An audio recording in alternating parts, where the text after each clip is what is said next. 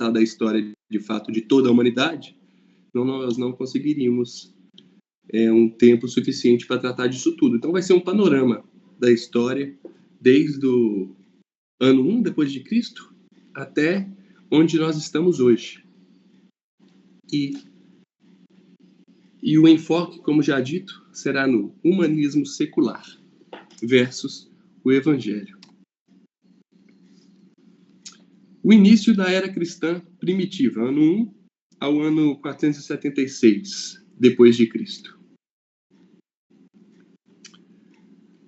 Antes disso, a ideia, como eu já disse, é apresentar essa visão panorâmica dessa caminhada histórica de toda a humanidade. E a frase central é que a humanidade, quando ela se afasta de Deus, inevitavelmente ela mergulha na escuridão do pecado, buscando uma falsa autonomia que nos leva à decadência. Então, o início, a era cristã primitiva. O mundo dominado por Roma e filosofias pagãs. Durante o domínio do Império Romano, o mundo era majoritariamente pagão e pluralista.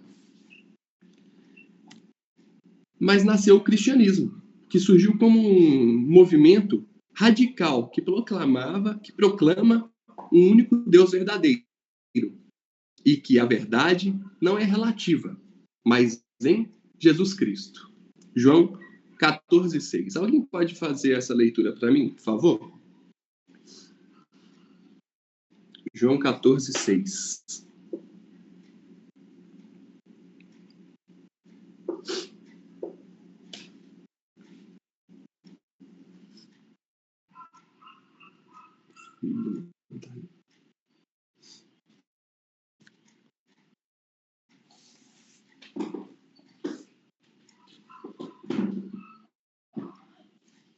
João 14:6.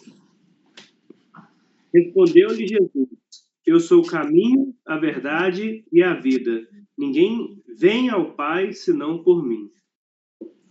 Certo. A base do cristianismo é Jesus como a verdade absoluta. E eu vou tomar a liberdade de citar algumas pessoas que marcaram essas eras que nós vamos percorrer aqui nessa história do nosso estudo. E Agostinho de Hipona, famoso Santo Agostinho, ele foi fundamental ao conciliar a filosofia com a fé cristã na época. E ele ensinou que a verdadeira paz e realização humana estão em Deus. E uma frase dele é: nosso coração está inquieto enquanto não repousa em ti, ó Deus. Em 380 depois de Cristo, Teodósio I, conhecido como o Grande, oficializou o cristianismo no Império Romano. Então, nesse início da era cristã, o cristianismo passou a fazer parte do Império Romano, oficialmente. E ele passou a moldar a cultura, a moral e o pensamento da humanidade naquela época. Esse foi o início, a era cristã primitiva.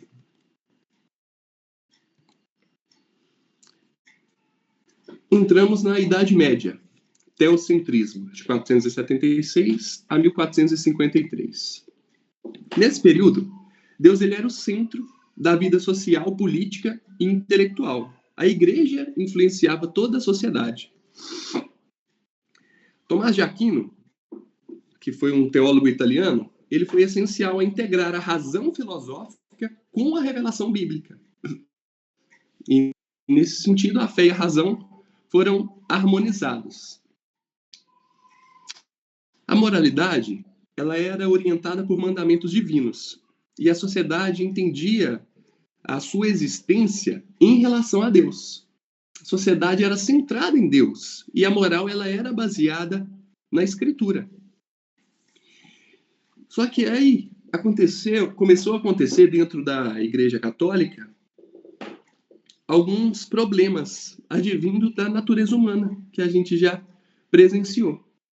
começaram com a prática das relíquias, que incluíam fragmentos da verdadeira cruz, ou a coroa de espinho de Jesus, sudário de Turim, enfim, outros objetos que eram relacionados à vida de Jesus e dos santos. Bem como as indulgências também começaram a ser praticadas, com o perdão de pecados através de pagamentos, e a Inquisição, que foi a repressão religiosa. Eles passaram a perseguir outras religiões. E aqui a gente vê que já começou aquela base cristã que foi construída depois de Cristo, naquele início ali com os apóstolos, com o cristianismo em Roma, começou a entrar em colapso e começou a entrar em ruínas. E nós entramos para o período do Renascimento, no século XIV até o século XVI. O homem passou a estar no centro, e não Deus. Então, o Renascimento, ao resgatar os valores greco-romanos, ele promoveu o antropocentrismo, que é o homem como a medida de todas as coisas. E Pico della Mirandola, ele foi um filósofo italiano, e ele defendia que o homem podia escolher ser um anjo ou ser uma besta, dando ênfase à liberdade humana sem dependência divina. E essa frase dele: o homem foi dado o poder de moldar a si mesmo. E esse período que preparou o terreno para o abandono progressivo da autoridade bíblica. O humanismo renascentista, ele promove essa autonomia humana. E daí foi ladeira abaixo. Mas nós entramos num marco importantíssimo da história, que foi a Reforma Protestante de 1517. A Reforma, ela trouxe de volta a centralidade dessas escrituras como autoridade suprema. Calvino, Lutero, Zwingli, John Knox, outros líderes estabeleceram sociedades cristãs sólidas, como em Genebra. Mas aqui eu abro um parêntese para falar, e hoje?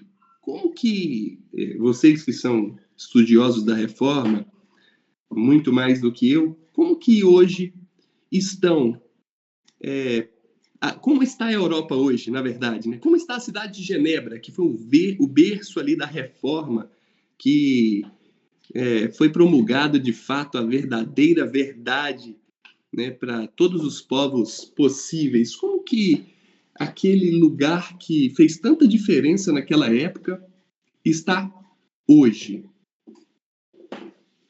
Séculos depois, os mesmos lugares se tornaram bastiões do seculismo. Por exemplo, as próprias igrejas daquela região da Galácia, ou de Éfeso, ali na Turquia, né? Hoje tudo é ruína, não é mais nada. Como o tempo ele transforma coisas que eram maravilhosas. E isso é importante para nós, vai ficar mais visível mais à frente. Genebra, Zurique, Inglaterra, Escócia, atualmente estão espiritualmente vazias. E a Reforma deu lugar ao humanismo secular. Essa analogia entre o passado e o presente mostra que mesmo lugares transformados pela verdade bíblica podem, com o tempo, se perder e abandonarem a palavra. Igrejas esvaziadas, a moral relativizada, o berço da Reforma virou palco de decadência espiritual. Isso, eu não sei se os irmãos conhecem, mas é o Muro da Reforma, lá em Genebra, na Suíça. Aí tem 4 reformadores: Calvino, Farel, John Knox e um outro que eu esqueci. Mas enfim, em 2019... Isso. Em 2019, essas estátuas lá desse Muro de Genebra foi alvo de várias tintas, né? O arco-íris, né? Quem dera se fosse, de fato, a aliança de Deus para conosco, mas não, distorcendo o próprio símbolo de Cristo, é algo voltado para essa comunidade LGBT, e pintaram e danificaram lá o Muro da Reforma. Isso é só mais uma forma de ilustrar a decadência de algo que foi tão importante, principalmente para a nossa fé hoje, o quão que isso, hoje em dia, é tão desmoralizado, né? Pois não, Thiago? William, eu acho, assim, de certa forma, bom quando isso acontece, sabe? Quando, por exemplo, esses movimentos anticristãos, né, fazem esses protestos, e principalmente, por exemplo, quando fazem esse tipo de protesto, eu acho por um lado bom. Qual o lado que eu acho bom? Por um lado que eles de fato estão protestando contra a verdade, e não estão associando ela, né? Hoje em dia, por exemplo, vamos colocar o movimento LGBT, que fizeram esse ataque aí contra esses reformadores. Eles fizeram esse ataque porque eles acreditavam que os reformadores não pregavam os valores deles, né? Acreditavam que os reformadores falavam de valores contrários aos valores deles, que é o de fato.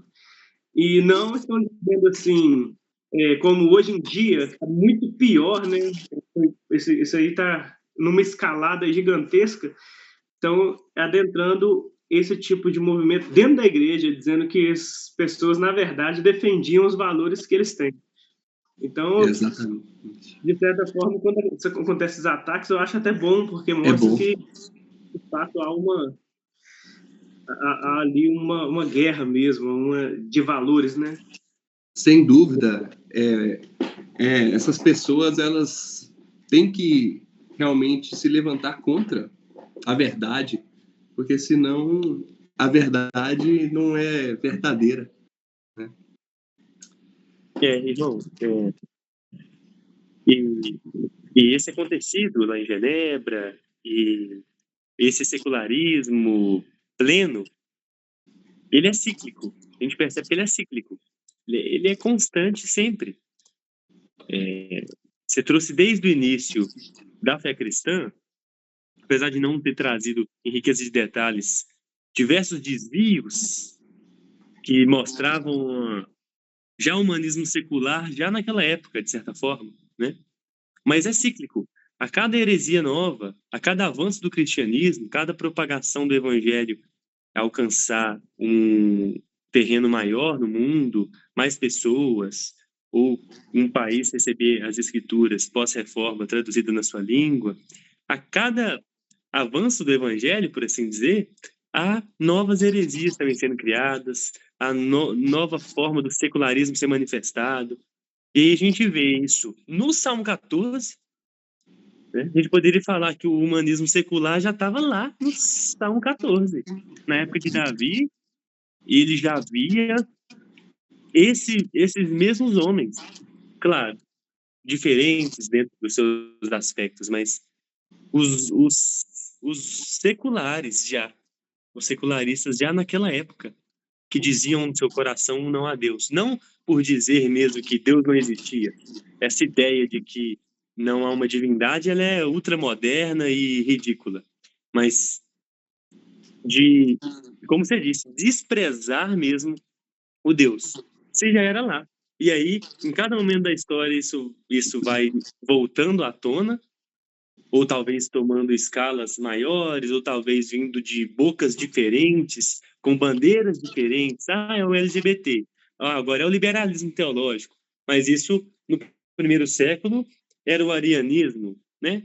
E aí o apóstolo Paulo diz que importa que heresias se manifestem mesmo, que as divisões aconteçam, para que a verdade ela seja relembrada, né? Nós temos o um exemplo que eu dei na nossa aula introdutória da Confissão de Fé da PCUSA, que é a Igreja Presbiteriana dos Estados Unidos, a decadência que ela também se tornou, como a Igreja da Escócia acabou, que você mencionou, a Igreja dos Estados Unidos acabou, a IPB está caminhando para o mesmo lugar, que a gente pode chamar de liberalismo teológico e pragmatismo, mas o que é isso na verdade? É o pensamento humanista dominando a mente do ser humano, de novo. A ausência mesmo da graça libertadora de Cristo. Então, esse assunto realmente é muito relevante. Isso é um comentário, né, talvez desde lá do começo da sua introdução até agora, né? Que eu não falei nada no começo, mas refletirmos sobre o humanismo secular, isso é muito importante mesmo. Porque a gente vê na história esse ciclo de avanço do cristianismo e de avanço do humanismo secular, com diferentes nomes, diferentes bandeiras, diferentes autores. Né? Isso, perfeito, perfeito. E se Deus nos permitir, prosseguindo com todas as nossas aulas aí da Confissão de Fé, na verdade, com as nossas aulas semanais sobre o panorama bíblico, nós vamos chegar na história da igreja. E isso vai ficar mais evidente, como que isso se comportou nesse período mesmo inicial. Mas, realmente, esse assunto é extremamente relevante. Isso mostra também toda a influência que nós temos hoje em dia. Todos nós somos influenciados por tudo. E a maior parte desse tudo é ruim, é péssimo. E nós vamos continuar a evidenciar isso agora no decorrer da nossa aula. Bom, depois vem-se o período do Iluminismo, século XVII, século XVIII. A razão como Deus. O Iluminismo, ele coloca a razão humana acima da revelação divina. A fé passa a ser vista como uma superstição. Descartes, um filósofo e físico francês, ele inaugura o racionalismo moderno, dizendo: penso, logo existo. O que isso significa? O que a gente pode pensar dessa frase em específica? Penso, logo existo. O que isso tem a ver com o humanismo secular? Alguém pode me ajudar? Eu posso estar equivocado, mas pressupõe-se que o ser humano, a existência dele se dá pela capacidade cognitiva dele.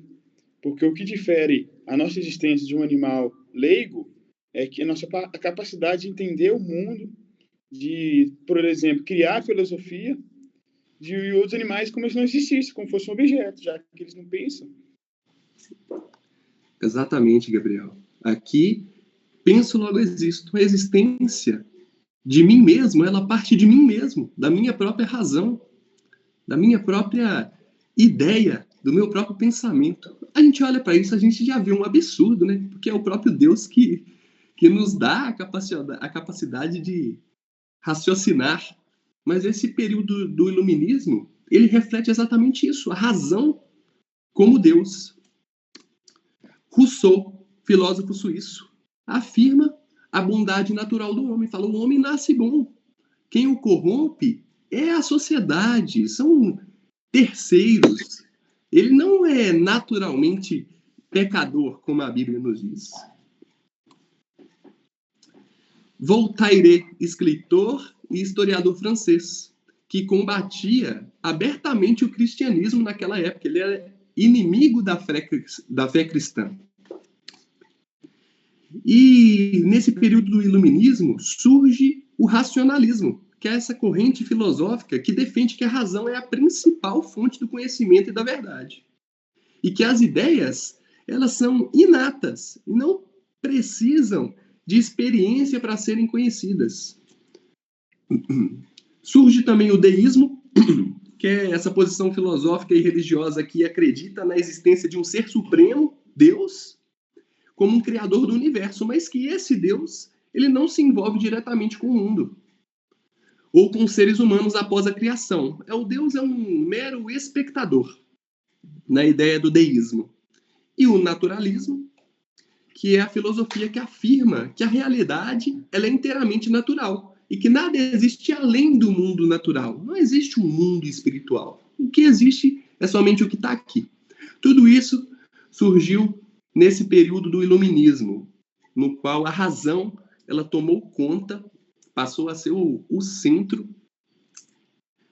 da humanidade. Esse período ele rompeu de forma definitiva com a cosmovisão cristã, que estava sendo construída em altos e baixos, mas aqui houve um rompimento direto, que guiou toda a Europa através de séculos. E aqui entram as revoluções e a secularização. E eu faço questão de citar, primeiramente, a Revolução Francesa, no ano de 1789 a 1799, que institucionaliza o secularismo. A religião ela passou a ser vista como uma inimiga da liberdade. Inclusive, o lema da Revolução Francesa era liberdade, igualdade e fraternidade. Tudo isso sem Deus. Ocorreu a separação de igreja e Estado. A religião foi desprezada. E, como eu disse, o secularismo tomou conta. A separação entre a igreja e o Estado, ela não é mais somente funcional, mas foi uma separação ideológica. E surge a ideia de que a moral ela pode ser construída sem Deus, baseada em convicções sociais e políticas. Aqui houve, de fato, o abandono de Deus, que começou com a marginalização da moral bíblica. Entramos em 1948, na Declaração Universal dos Direitos Humanos. Essa declaração ela trouxe avanços importantes, mas nasceu uma visão antropocêntrica, que é a humanidade como centro do universo. E a dignidade humana ela passou a ser afirmada sem a referência de um criador. Gente, tem como a gente definir moral sem referência de Deus? Vocês podem fazer algum comentário nesse sentido? É possível a gente determinar o que é a moral? O que é a dignidade humana? O que... Enfim, tem como a gente desvincular isso da visão divina?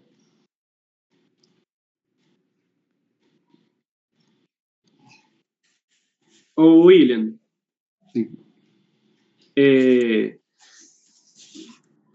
A questão é, por exemplo, que você trouxe é muito importante, né? Tem como desvincular a moral de Deus? O padrão de moral é o Deus, né? E à medida que nós vamos entendendo o que é absolutamente, né, o padrão de moral, ele é Deus, certo?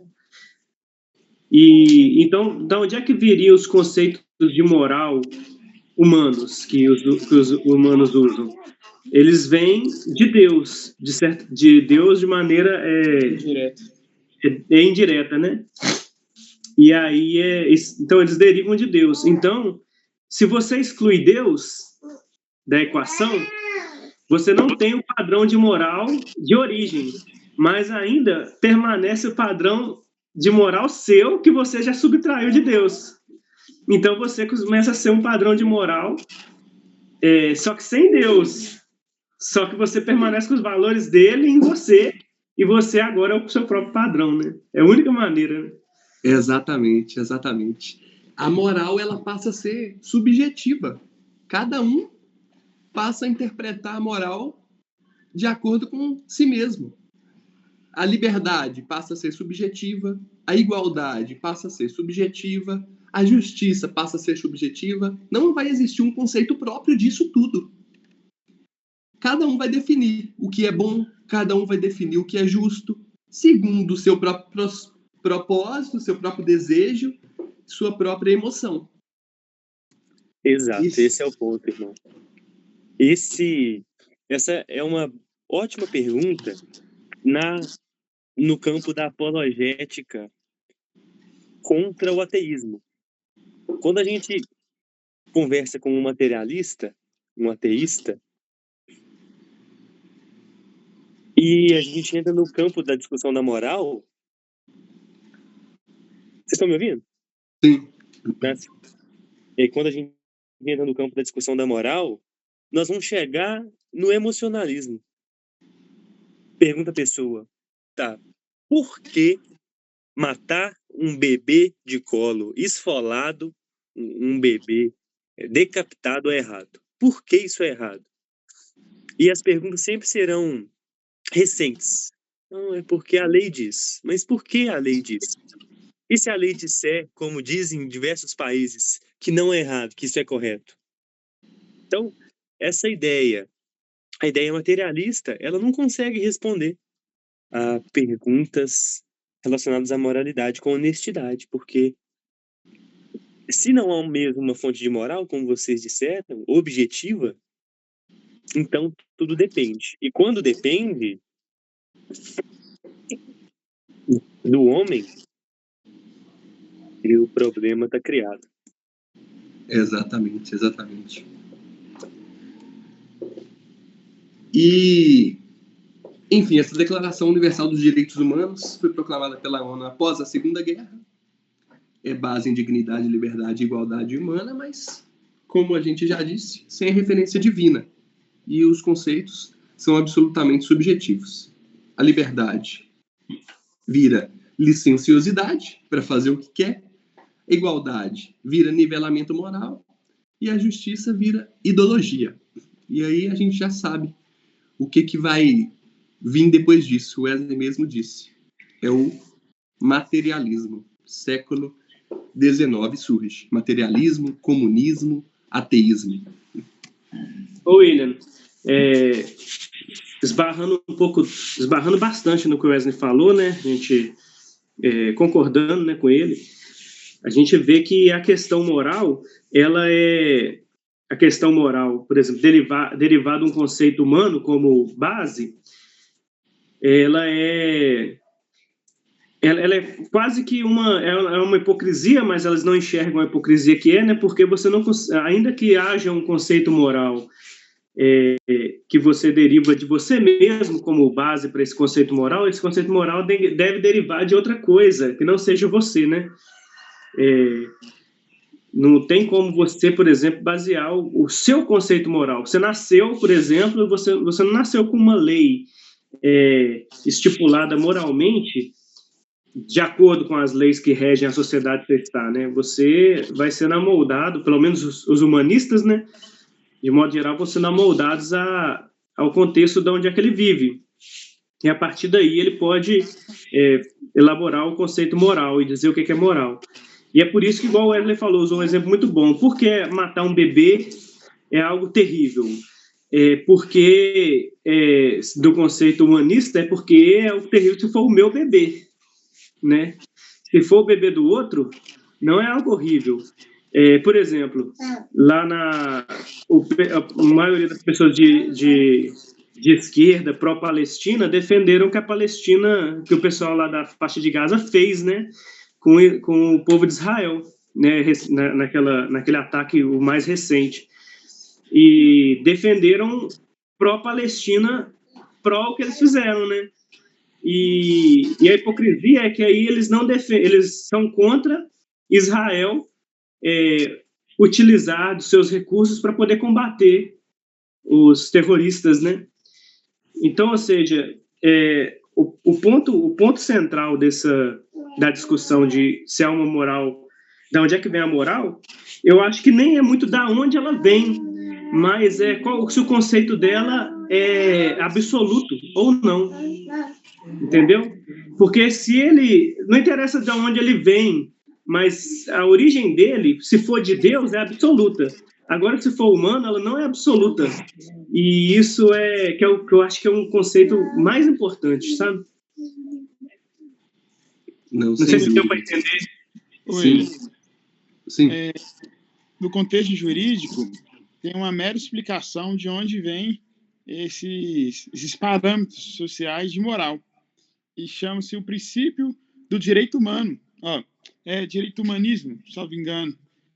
Não, desculpa. Direito natural, uma coisa desse tipo. Errando o termo aqui. Eu lembro que no livro do Paulo Nardi ele explica bem isso. Fala que o homem já nasce, sabe? Com concepção do que é certo e o que é errado.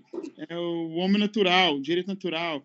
Isso é loucura, né? É como se a gente mesmo fosse Deus de si mesmo e criasse nossas próprias regras, naturalmente, do que é certo e o que é errado, e o parâmetro ideal, sabe? O parâmetro perfeito.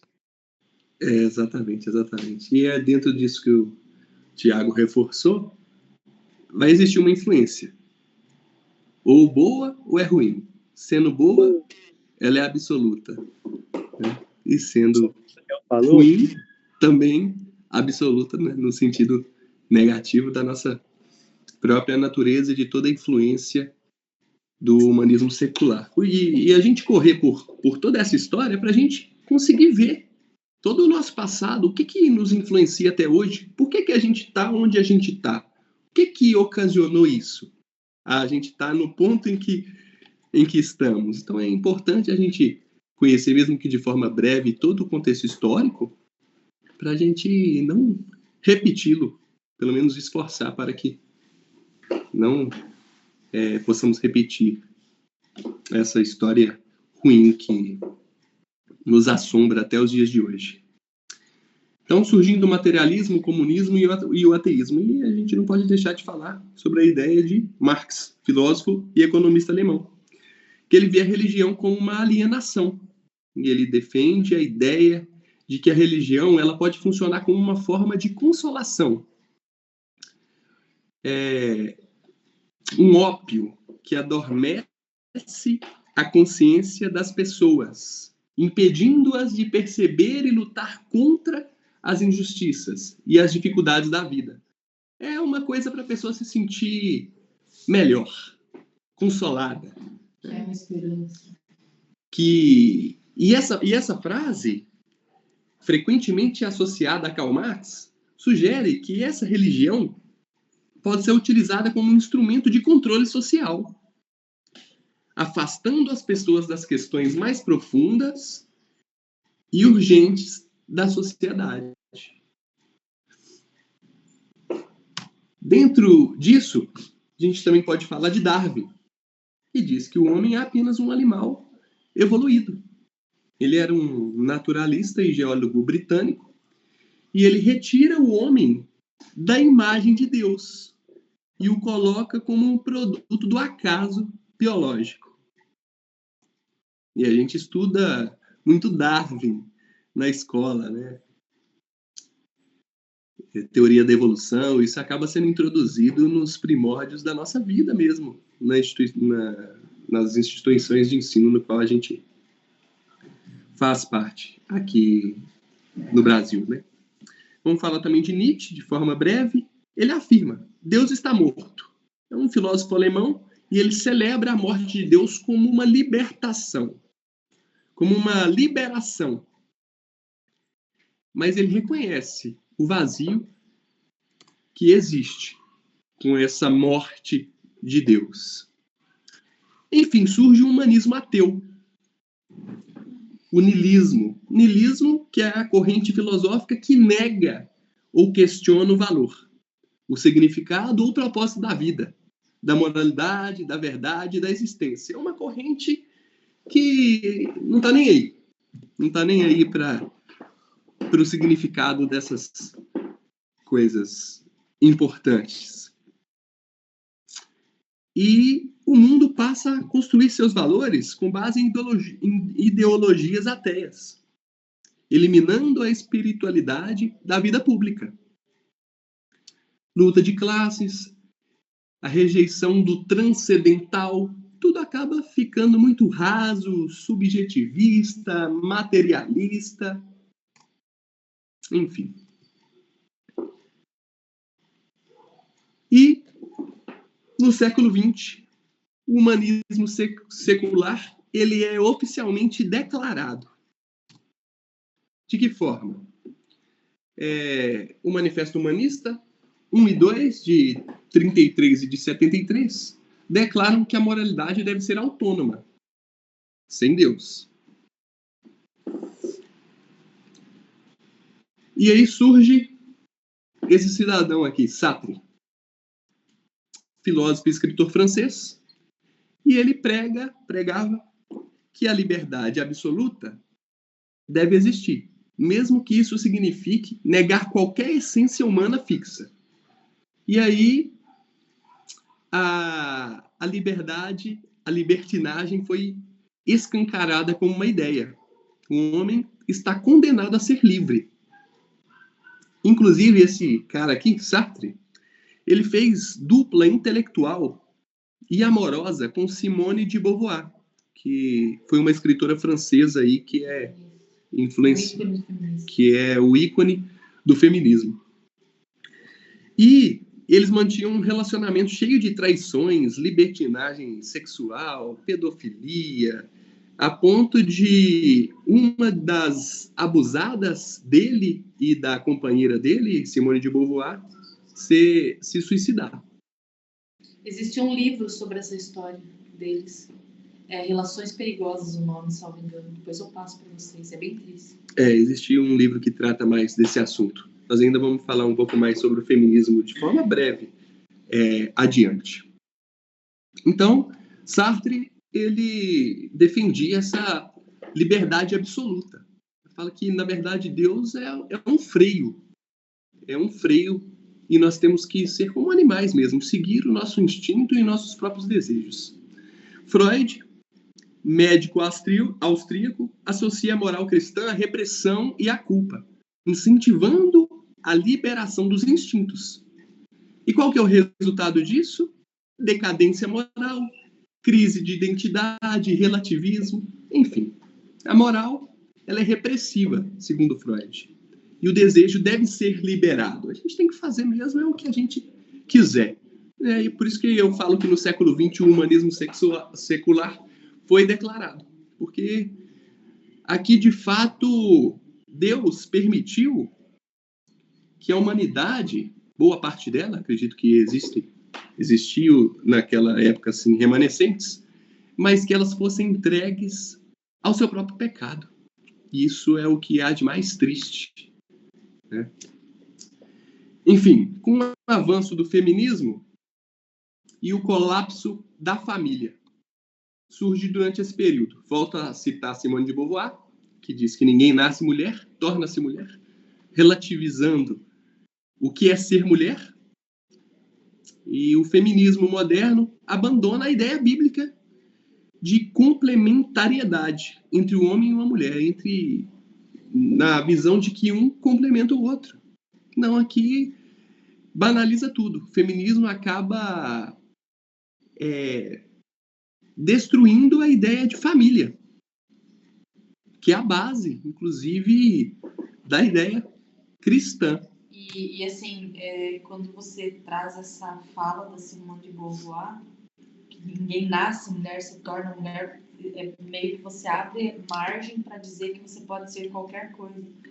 E aí você rompe um elo da família, que é a mulher, onde a mulher, ela leva isso para a cabeça dela e ela acha que ela realmente pode ser qualquer coisa. E a gente chega no ponto, porque a mulher, como diz na Bíblia, ela tem a capacidade de destruir, sim, um lar, de ser a vergonha do seu lar. Então, apodrece os ossos do homem. Então, essa frase da Simone, ela teve muito impacto e, como ela é um ícone do movimento feminista, ela trouxe, sim, essa quebra do elo familiar e da destruição do lar, como a gente vê hoje, né? Isso, essa ideia feminista, ela é gravíssima. Ela, de fato, destrói, na verdade, a família tradicional. E nós, hoje, somos influenciados diretamente pela ideia feminista. E destrói a mulher em si, porque agora o que é a mulher? Qualquer coisa, nada. Exatamente. Então, a maternidade, a partir desse momento, passa a ser tratada como um fardo e a busca por libertação rompe com essa estrutura criada por Deus para um lar e para uma sociedade. o aborto é apresentado como um direito. A maternidade, como eu disse, como uma opressão. E a família cristã tradicional, ela é atacada de forma direta. Há uma ruptura total com a ordem criada por Deus de Adão e de Eva.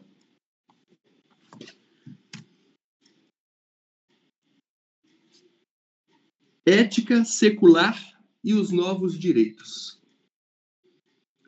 Aqui surgem alguns debates, porque o mundo ele passou a se legislar sem a referência da lei de Deus. Então, nesse caso, se não há nada objetivo que determine o que pode e o que não pode ser feito, então a sociedade, os inteligentes, vão tratar sobre esses assuntos.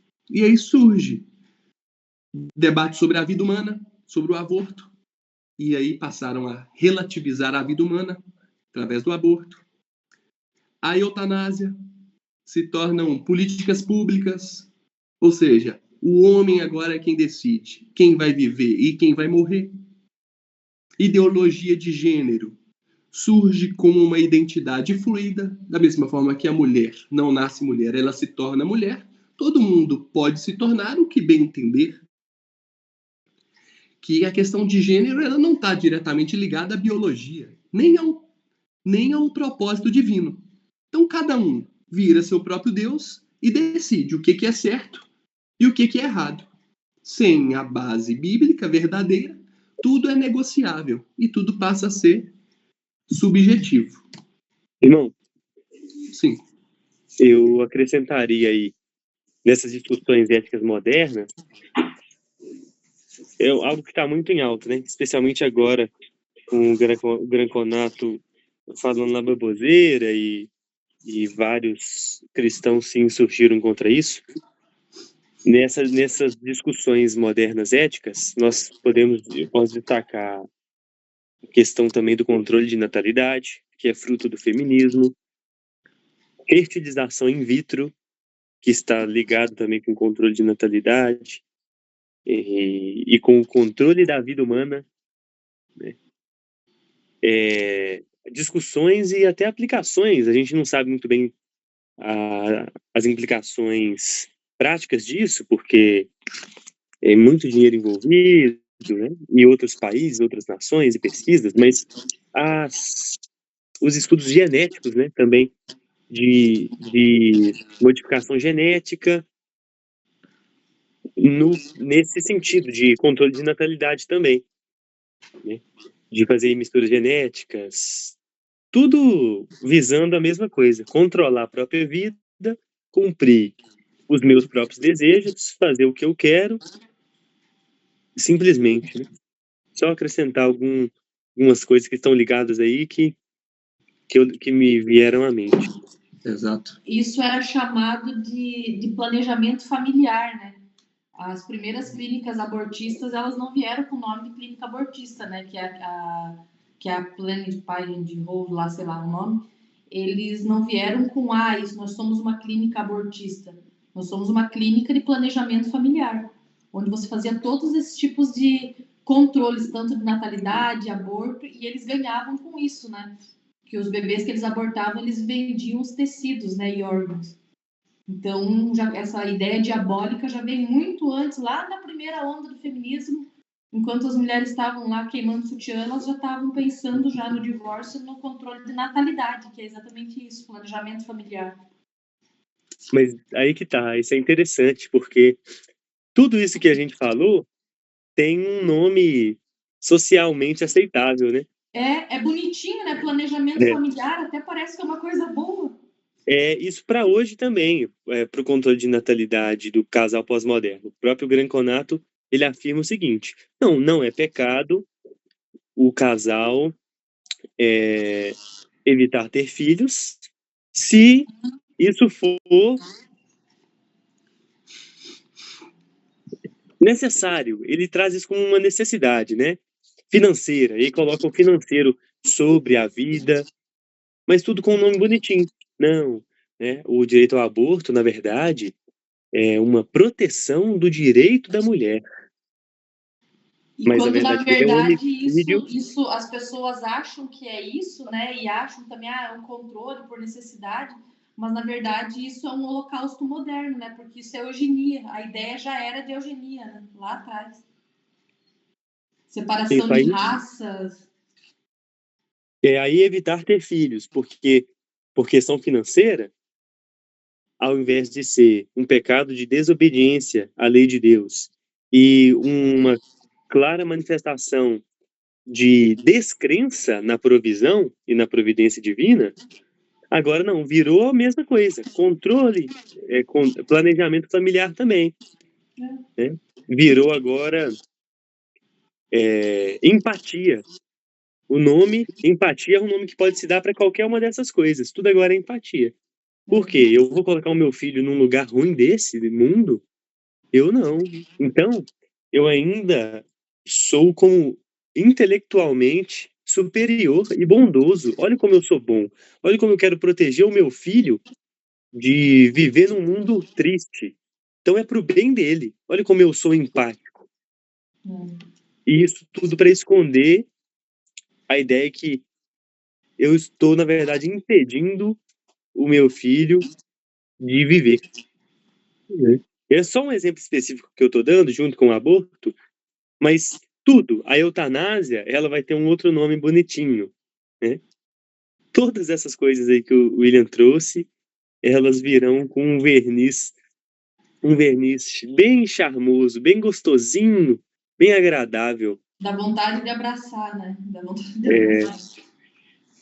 O humanismo de maneira geral, na verdade, o humanismo secular, né, que é todas essas filosofias, eles lucram com a propaganda, né?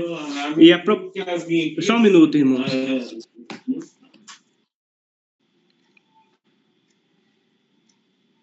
Então, hoje em dia, o humanismo e toda essa filosofia humanista lucra com a propaganda. Para fazer uma boa propaganda, eles precisam mudar aquilo que vai acontecer realmente, né? A coisa grotesca do que vai acontecer para poder vender. Você não consegue vender um aborto se disser o que é um aborto, né? Como você diz, tem que mudar os termos da coisa para poder... Isso aí é a parte do humanismo completa. Por exemplo, olha só a ideia que a Simone de Beauvoir falou: você não nasce mulher, você se torna uma mulher, né? E ela está dizendo isso com base em quê? Qual que é a base dela para poder falar? A base autoritativa para isso é ela mesma, né? Ela fez filosofia e agora todas as mulheres têm que, as feministas pelo menos, têm que se basear nela, né? E aí quebra completamente a ideia de que o homem nasce bom, ou seja, que o homem pode ser o seu próprio padrão para bondade, né? Porque se tem que vir uma pessoa para te dizer o que é bom, então não é um padrão de bondade em você mesmo. Se você precisa aceitar... É engraçado que a Simone de Beauvoir, ela foi criada num berço cristão, né? Ela era de família católica e ela sonhava em ter filhos e tudo até casar. Casar não, porque ela nunca casou, né? Mas até ela se relacionar com o Sartre. Foi ali que ela teve esse salto esse declínio, né, de pensamento. Então, Jaqueline, esse estudo, irmão, só fazendo esse parêntese agora, ele é exatamente por causa disso. Olha, nós somos cristãos, todo mundo aqui é cristão, todo mundo aqui estão estudando, né? Eu tenho minha família, tenho meus filhos. Isso não é garantia, né, de que daqui a 20 anos os meus filhos vão continuar cristãos, né? Então, esse estudo é só para poder mostrar para mim, eu mostrar para vocês, mostrar para os meus filhos a realidade do que é o humanismo secular. Para eles não entrarem lá, quando eles entrarem lá, eles não entrarem enganados. Porque o que o humanismo secular vai fazer? De maneira geral, todas as filosofias, eles vão vender uma ideia mudando os termos daquilo que é grotesco na ideia. Eles têm que fazer uma mentira para fazer uma propaganda. Olha, se você entrar nos canais no YouTube, tem canais no YouTube, por exemplo, vou citar alguns aqui: Vogalizando, o Nostalgia, tem outros também. Tem outros mais loucos, mas esses são os dois principais, assim, que eu acho que são, na minha opinião, são os mais famosos, que dizem ser neutros. Não são Tem neutros. o do Átila Amarindo também. Que falam de história. Eles fazem eles pegam a história e fazem como se o comunismo fosse algo bom, mas não tão compreendido. Outro dia como é que falo? Outro dia não, até um tempo atrás, o canal do Nostalgia fez um vídeo sobre a Coreia do Norte, e barbaramente falando que a Coreia do Norte sofreu por causa do imperialismo americano, né? Ou seja, esse pessoal, eles estão fazendo uma propaganda para essas ideologias, mudando as coisas que aconteceram, dando uma repaginada. Eu vivi um contexto em que, ainda no meu tempo, né, um pouco de verdade de luz do meu contexto era jogado sobre isso. Meus filhos estão entrando num contexto em que, na escola, e esses vídeos estão dizendo que essas coisas são boas ao invés de serem ruins, né? Então, como que o humanismo ganha? O humanismo ganha fazendo uma propaganda muito boa. Exatamente. Se me permite, a propaganda, a mesma que a serpente fez, né? Serás como Deus. Bom, excepcionais os comentários, e a conclusão aqui da nossa aula vai ficar muito, muito esclarecedora. Bom, chegamos no século XXI, a era do eu. Vivemos o auge do narcisismo. As redes sociais, elas criam uma cultura de exaltação do ego. A verdade, ela é aquilo que eu sinto. O pecado não é apenas tolerado, mas ele é celebrado. Cultura da autoexpressão, hedonismo, narcisismo, relativismo moral, o evangelho considerado como uma opressão. Como eu disse, o pecado ele é celebrado. O evangelho ele é rejeitado, como se fosse um discurso de ódio. Quem já ouviu essa palavra, essa frase, né? Discurso de ódio, intolerância. Olha aí os intolerantes. E o mundo vive essa apostasia generalizada. E a Bíblia já nos diz, né, que no final dos tempos, o amor de muitos se esfriaria. E caminhando aqui para a conclusão, irmãos, que é a necessidade do evangelho diante do humanismo secular, diante de toda essa influência negativa que nos assombra. O humanismo secular, ele molda uma humanidade que amou mais as trevas do que a luz. João 3:19. Alguém pode fazer a leitura, por favor?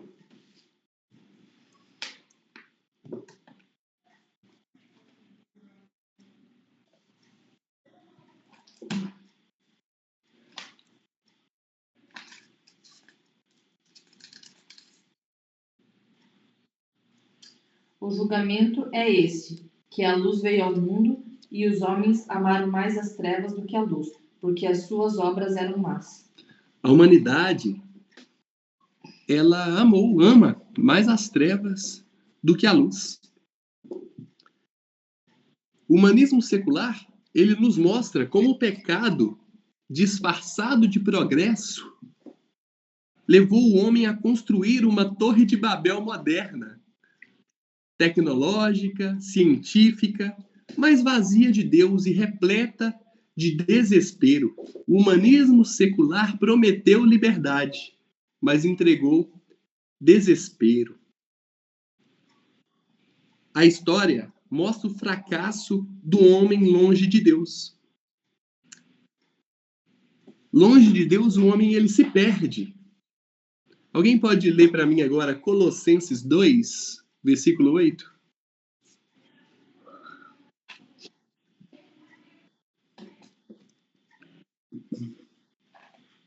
Tende cuidado para que ninguém vos faça presa sua por meio de filosofias e vãs sutilezas, segundo a tradição dos homens, segundo os rudimentos do mundo, e não segundo Cristo.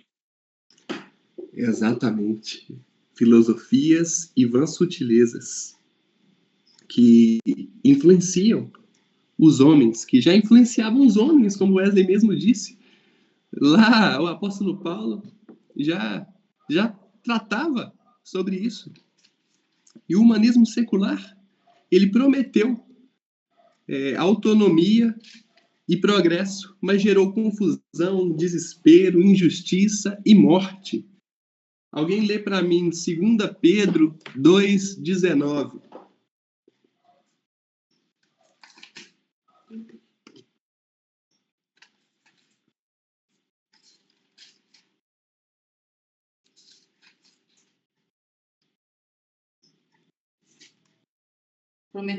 Prometendo-lhes liberdade quando eles mesmos são escravos da corrupção, pois aquele que é vencido fica escravo do vencedor. Prometendo-lhes liberdade quando eles mesmos são escravos. É o que a gente vê.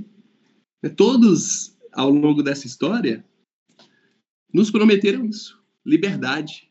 Mas isso, na verdade, tornou toda a humanidade escravos de si mesmo, escravos do seu próprio pecado. Que a verdadeira liberdade, ela só provém de um lugar, de Cristo Jesus. Que a verdadeira verdade, que é a vida. João 8, 34 ao 36, alguém lê também, por favor.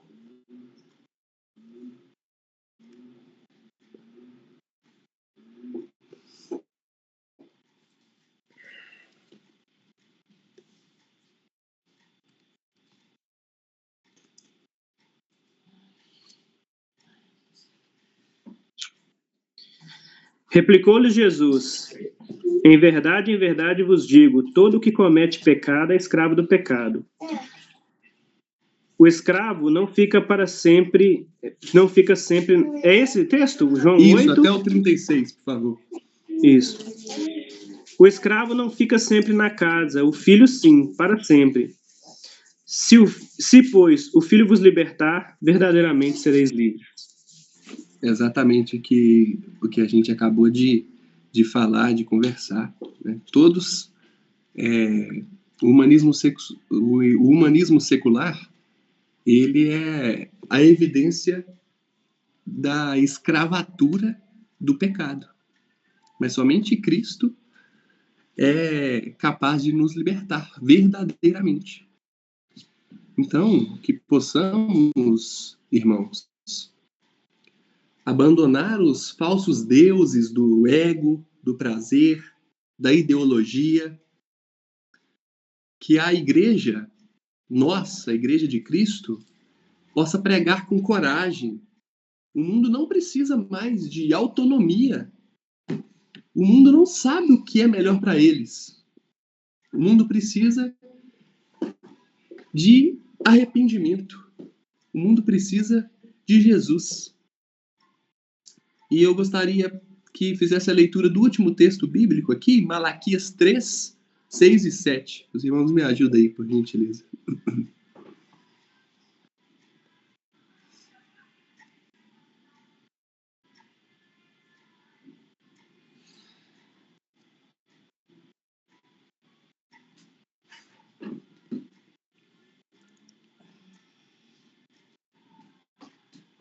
Malaquias 3, 6 e 7.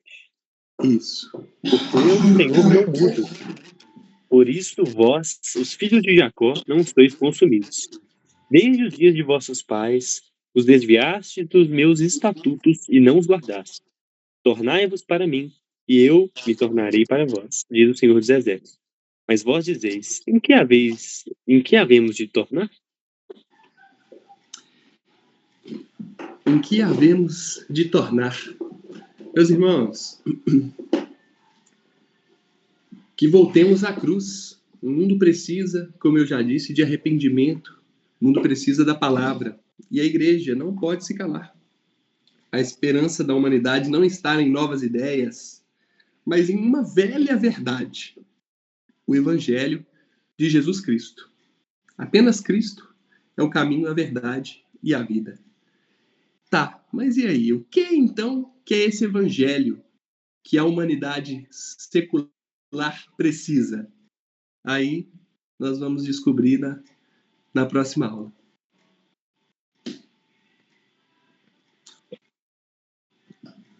Amém. Ô, William, Amém. eu queria fazer um comentário aqui na sua conclusão.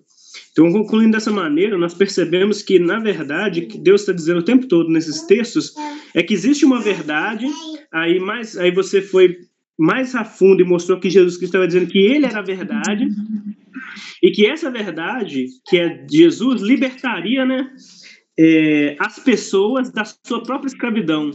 Ou seja, o ser humano não é livre, né? Ele é escravo. E ele precisa de Cristo para os libertar dessa escravidão, né? Existe. E então aí nós falamos de uma maneira geral o que o humanismo é e como que ele influencia todas as pessoas. Dentro do ambiente cristão, né? Dentro do ambiente da igreja, olha só como o humanismo tem influenciado o pensamento. As duas maiores correntes teológicas que existem no mundo é o arminianismo, né, e o calvinismo. São as duas principais. Na verdade, elas dão caminho para qualquer outra forma de interpretação que venha, né? Tanto que tem interpretações que nem são nem arminianas, são tão ruins e heréticas, não são nem arminianas, já é uma heresia. Mas a base do arminianismo, qual que é a base do arminianismo? Que o homem é livre para escolher, né? O homem é livre para escolher ou rejeitar a Deus. Então Deus derrama a graça, mas o homem tem essa liberdade de aceitar a graça ou não. Isso é uma esconder isso. É aquela questão que nós falamos do verniz. Eles tentam esconder. Não, o homem não é livre. Nós acreditamos na depravação total. Mas, e aí eles vêm e falam isso. É a graça preveniente, com base na presciência de Deus, que possibilita nós crermos. Né? Então, mas eles fingem que não. Eles fingem não defender que o homem é livre, plenamente livre. Mas na prática, é isso que eles defendem. A prática é essa, isso mesmo. Na prática é isso porque eles são sinergistas, né?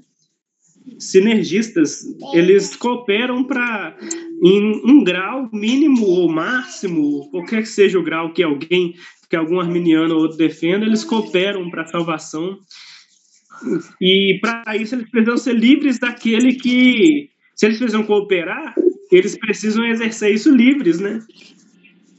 Então, você vê que o humanismo, ele afetou a religião, ele é anticristo. O William deixou isso perfeitamente claro. No final, no nosso modelo atual de humanismo, que nós vivemos agora, século XXI, é totalmente anticristo.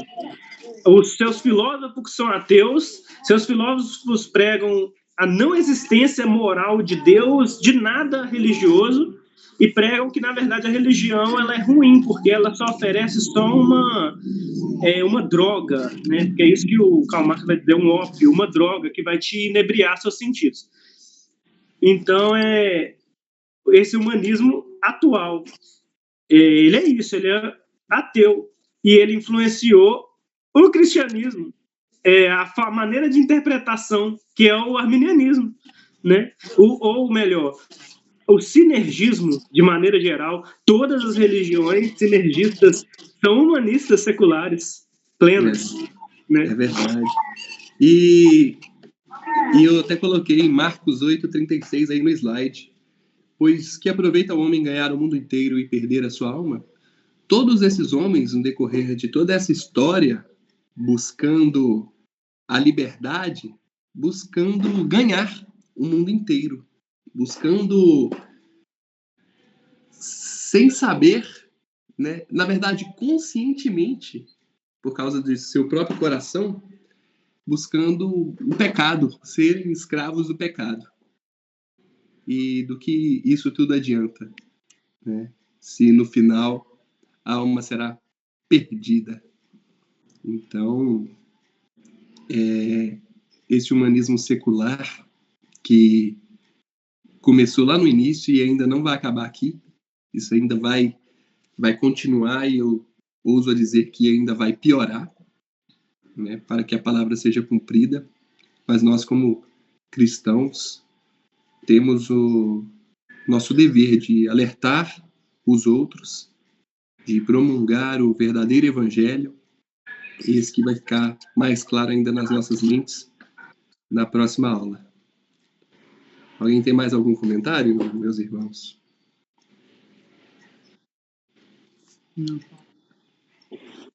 Queridos, irmão, com base na sua conclusão aí, me ocorre algumas coisas, talvez mais aplicativas até. Primeiro ponto me pareceu, com base em toda a sua exposição histórica, que o problema é epistemológico. O que isso significa? Epistemologia é o estudo do saber. De onde vem o saber? E o que a gente percebe, de onde vem o saber e como saber, né? A fonte da sabedoria, né? Fonte da sabedoria. E aí vocês já entenderam onde eu quero chegar. No decorrer da história, a gente percebe que cada vez mais não só as atitudes, né? Feminismo, aborto, as correntes ideológicas, elas foram secularizadas, mas é o pensamento que foi secularizado. E a fonte desse pensamento, certo? Então eu digo que o problema é epistemológico, porque Cornelius Van Til, um teólogo aí que eu não sei nem de onde, mas eu vi algo interessante ele falar sobre epistemologia. Ele separa a epistemologia em 3 fases: epistemologia pré-queda, que era a epistemologia adâmica, epistemologia pós-queda e a pós-Cristo, a pós-redenção, que a gente retoma a epistemologia adâmica. Então, a humanidade está na epistemologia pós-queda. E o que isso significa? Que o conhecimento, ele agora não parte mais do Deus. Isso você disse, você deixou bem claro. Só que todos esses problemas de ideologias da história, eles ignoram isso. Eles ignoram a coluna vertebral do cristianismo, que é a queda. Que é a queda. Eles ignoram que a queda não só ela nos fez pecar com atos, mas ela maculou a nossa consciência, né? As nossas vontades, os nossos desejos e o nosso conhecimento. Então, nós agora estamos mortos em nossos delitos e pecados, como você disse aí em Efésios, por meio do apóstolo Paulo. Nós estamos cegos, nós estamos com um coração de pedra, a linguagem das escrituras é toda essa. Que nós somos incapazes não só de fazer o bem, mas de saber qual é o bem. Esse é o problema de epistemologia, que eu concluo com base na sua aula e na sua conclusão.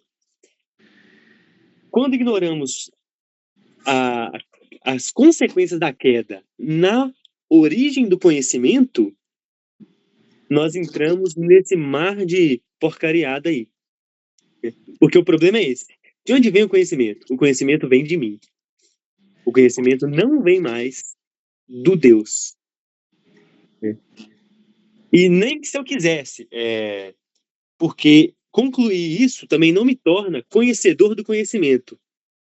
Eu preciso ter a minha vida renascida. Eu preciso de ter a minha visão restabelecida, né? Mas saber disso já é um sinal né, dessa ressurreição que nós temos pela graça. Então, quando o conhecimento ele não parte das Escrituras, ele vai virar tudo isso aí. Por isso que eu disse, é um problema epistemológico. Toda a nossa vida tem que se basear na queda, no pecado original. O pecado original maculou o nosso pensamento, né? Maculou como nós enxergamos o conhecimento. Ele, né? Tentando ser bem claro, ele não maculou o conhecimento, ele maculou a origem do conhecimento e como nós enxergamos a origem do conhecimento. Perfeito. Perfeito. E... Perfeito. O William, comentando o Wesley, muito bom, perfeito mesmo. A questão que o Wesley trouxe é isso aí. Como ele maculou como que a gente enxerga a realidade, né? Como o Wesley falou, o conhecimento da verdade, né? Que é essa base. E é importante saber que, por exemplo, tem questões igual a Simone de Beauvoir, como a Jaqueline trouxe, ela nasceu em berço cristão, né? Uma das coisas que foi maculada dentro disso, que eu acho que o Wesley falou, é que não é só saber o que é a verdade, ou seja, saber quem Deus é, conhecer o Evangelho, mas maculou a nossa capacidade de aceitar isso e desejar isso como algo desejável, né? Ou seja, assimilar essa verdade. Jesus Cristo é o Senhor, Ele é a única fonte de moral, mas nós sabemos disso, nascemos em berços cristãos, meus filhos cultuam, vocês têm seus filhos que cultuam também na igreja, mas aí passa 10, 20 anos eles desviam. Não é porque eles não sabiam, né, qual era a verdade, a fonte da verdade, não é que eles não ouviram milhões de pregações de vocês e de pastores da igreja sobre o que é a verdade, o que é o evangelho. É um problema muito, assim, um problema muito profundo, né? Não é só, por exemplo, semana que vem, se Deus nos permitir, a gente vai falar sobre o que é o evangelho, que é a mensagem principal, é a coisa que eu estou trazendo aqui, vendendo, né, fazendo uma propaganda de que vai libertar a mente das pessoas do humanismo, mas nós sabemos que o evangelho como mensagem, uma mensagem intelectual, não liberta, né? Não liberta. Exatamente. Tem que haver... A pergunta de número 4 do Catecismo Maior de Westminster, que fala como se demonstra que as Escrituras são a palavra de Deus. E a primeira é que a resposta se vem através das próprias Escrituras. Mas dessa mesma forma, isso não é suficiente. Por quê? A segunda forma é através do Espírito de Deus. Só Ele é capaz, através do testemunho das Escrituras e no coração do homem, de persuadi-lo completamente de que a Escritura realmente é a palavra de Deus. Então, a gente precisa não só do Evangelho, como você mesmo disse, você, na verdade, vai tratar melhor disso na próxima aula, como uma questão intelectual, entendimento, na racionalidade do assunto, não. É necessário que o próprio Deus, através do Espírito Santo, entre dentro do nosso coração, como eu disse, o coração de pedra, e transforme, troque o coração de pedra pelo coração de carne. E na próxima aula a gente vai ver de forma mais profunda o que é esse verdadeiro evangelho capaz de mudar a nossa própria natureza. Amém, meus irmãos? Irmão, desculpe, eu tô empolgado, né? Acho que eu tô empolgado. Mas só mais uma consideração, essa bem aplicativa, você concluiu muito bem em Cristo. E já puxando a necessidade do evangelho que o Thiago vai tratar na próxima aula. Mas eu quero só parafrasear aqui o Marco Teles. Ele conclui na exposição dele de Timóteo, exposição musical, né? Muito boa, por sinal. Sobre isso, quando ele trata de Demas, né? O apóstolo Paulo fala lá no final de 2 Timóteo que Demas, amando o presente século, o abandonou, né? Amando o presente século. E aí, a aplicação que o Marco Teles faz é: se Demas não resistiu àquele século primitivo, e aí eu abro meu parêntese, sem internet, sem coxinha de frango frita, sem lasanha, sem seriados, sem filmes, sem jogos, The Witcher 3, Fortnite, sem ar-condicionado, sabe? Vocês estão entendendo, não precisa eu estender mais a lista. Tô falando de coisas simples, mas tem coisas tão aparentemente maravilhosas, né? Sem videogame, sem... Poxa, se Demas, amando aquele século tão primitivo, tinha candeia, não tinha energia elétrica, era candeia, né? Abandonou Paulo e o Evangelho. Que chance nós temos? Verdade. Então, irmão, apenas Cristo é o caminho, a verdade e a vida. Que adianta ganharmos o mundo inteiro e perder a nossa alma? Mas e aí? E para nós? Não só para a gente pregar para os outros, né, mas para nós. Que chance nós temos nesse mundo tão confortável que o pobre mais pobre, talvez... E claro que existe pobreza muito grave. Tá vendo no YouTube, tem países com uma situação tão deplorável, tão triste, mas... Assim, uma pessoa que vive ruim em Igarapé, ela às vezes tem um Bolsa Família, tem ainda um auxílio do governo, ela ainda consegue comer num restaurante popular, talvez. Que chance nós temos? Que chance nós temos? Uma aplicação para breve discussão, e eu não me manifesto mais, mas isso, quando você foi trazendo a mensagem, me veio o que o apóstolo Paulo fala em 2 Timóteo e a aplicação do Marco Delis, né? Que casa muito com isso. Cristo é o caminho, a verdade e a vida. E ele já era o caminho lá. E Demas amou aquele século. E nós, né, tão escravos de tanta coisa que nós temos hoje.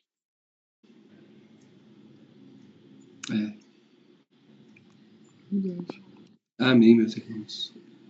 Vamos fazer uma oração de encerramento. Mas vocês querem falar mais alguma coisa?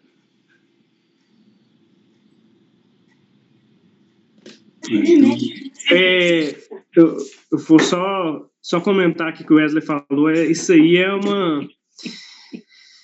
olha só que terrível, né? A gente às vezes, talvez menospreze até o efeito do humanismo secular, não menosprezando porque nós estamos estudando ele, mas menosprezando um pouco por não acreditar que ele é poderoso, né? Olha só, se Demas, naquele século que não tinha todo o entretenimento, a rotina que nós podemos ter hoje, nós podemos ter uma rotina de 24 horas de diversão, sem parar e sem repetir muito as mesmas diversões, né, se quisermos. O mesmo entretenimento, as mesmas atividades. Então, até os mesmos confortos, né? Então, eu fico pensando assim, graças a Deus, o poder de Deus se revela de maneira salvadora, né? E como o poder de Deus como Deus é poderoso em trazer nossas mentes para poder estudar a palavra de Deus hoje, né? Aqui num domingo como esse, que a gente poderia estar aproveitando tantas coisas que poderiam inebriar a nossa mente. Exatamente. Sabe que um dia eu vi uma frase falando assim que a gente vive melhor que um rei, porque antigamente o rei nem sequer tinha uma privada para usar. E é verdade, o conforto que a vida que nós temos hoje é incrível comparado ao passado, né? A gama de informações, ainda mais com inteligência artificial, pesquisa rápida, era para a gente ser doutores na Bíblia. Um cristão médio deveria saber a Bíblia toda, começo ao fim, porque existem diversos comentários. O conteúdo hoje é bem mais extenso e o conhecimento nosso é bem mais fraco, né? que a gente se apega àquilo que a gente tem desejo de escutar. Verdade, verdade. A importância também da gente conhecer todo esse passado. Tem uma frase de Edmund Burke, que é um grande escritor aí do conservadorismo, ele diz: um povo que não conhece a sua história está fadado a repeti-la. E é bom a gente saber o que é que nos influencia, como Wesley também colocou muito bem nesse final, para a gente fazer uma autorreflexão mesmo, né? Sobre o que tem nos influenciado, como temos levado a nossa própria vida, em quem tem sido o nosso apego. E eu tenho certeza que eu, assim como vocês, temos apegos seculares e humanistas, mas que Deus possa, por infinita graça e misericórdia, nos libertar de nós mesmos. Amém? Vou orar, meus irmãos. Senhor, nosso eterno Deus, nosso Papai, obrigado, Senhor. Obrigado, Papai, por falar conosco nessa manhã de domingo do Senhor. Obrigado por nos mostrar, Papai, parte da nossa própria história, que se inicia, Papai, na verdade, lá no jardim, Papai, com a serpente e com o pecado, e que vai finalizar, Papai, na sua segunda vinda, no qual nós, em corpos glorificados, seremos todos irmãos em Cristo Jesus, por toda a eternidade, Papai. Isso é muito lindo. Um momento em que, de fato, estaremos livres, permanentemente, do nosso pecado, Papai. Mas até lá nós te imploramos que o Senhor possa, por infinita graça e misericórdia, Papai, fazer com que nos distanciemos a cada dia mais do nosso pecado e que possamos nos aproximar, Papai, a cada dia, por favor, Senhor, de Jesus Cristo. Esse é o que nós te pedimos, Papai, que possamos te amar de verdade e que o Senhor possa, mais uma vez, Papai, por favor, nos livrar, Papai, de nós mesmos e de toda essa influência negativa de toda a humanidade, Papai. Nós te adoramos, te louvamos e te bendizemos, pois só o Senhor é Deus e santo. Te agradecemos mais uma vez, em nome santo de Jesus. Amém. Amém. Amém.